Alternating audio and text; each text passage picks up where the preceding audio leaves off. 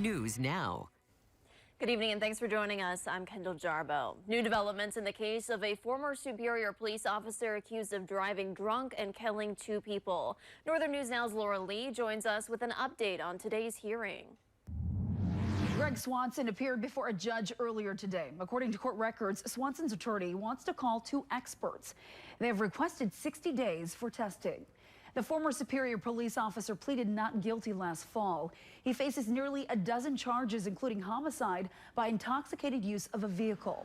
Documents say that Swanson was driving drunk last July when he rear-ended a vehicle on East 2nd Street, killing a father and his infant son.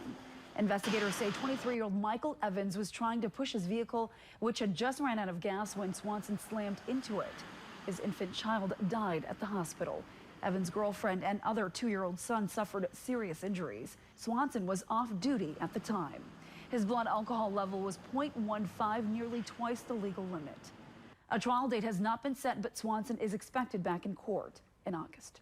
Back to you.